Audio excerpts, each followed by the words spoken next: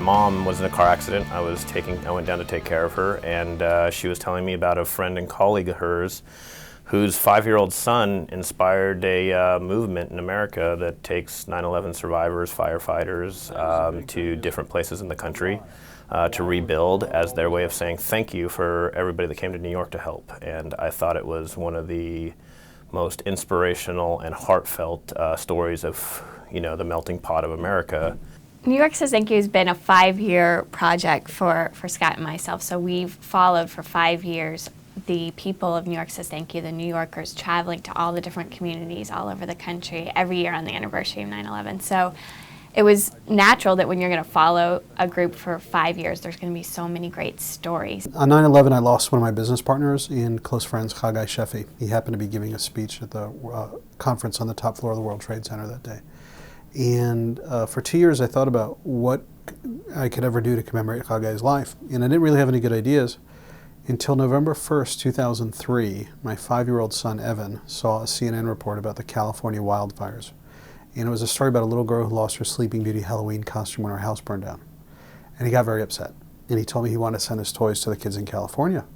So I challenged him. I said, well, what if you collect toys from all the kids in our apartment building here in Manhattan? And his eyes lit up. Dad, we could send lots of stuff. 3 days later, we had 100 volunteers. We had 500 New Yorkers load up a 17-foot U-Haul truck in front of my apartment building that 3 days later, me and 2 friends drove from New York City to San Diego, filled with relief supplies for the California fire victims.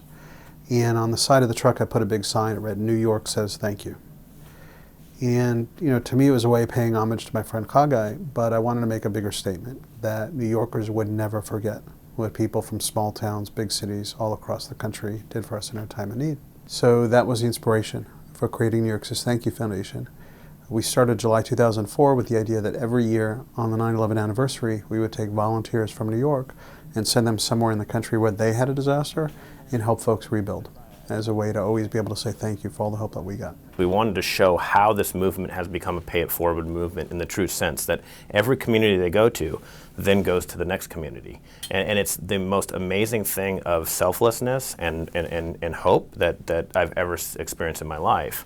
I think this is probably one of the best movies ever made about the American spirit, about the core of what this country is really about, because it shows in action how people come together to help each other recover following disasters and help each other rebuild, in the relationships and the compassion and the kindness and the patriotism, and that's just sort of the values of who we are as a country and as a people.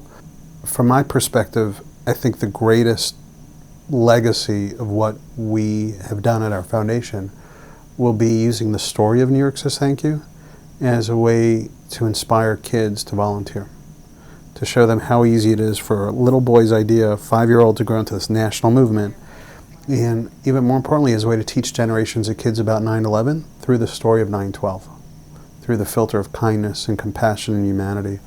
And I've told all our volunteers, if we never do another building project, but all we do is take the film and put it in the hands of all our volunteers and let them go talk to school kids around the country and show them this, and if we can inspire 1.5 million kids through the story, we'll never be able to measure the impact of what those kids do.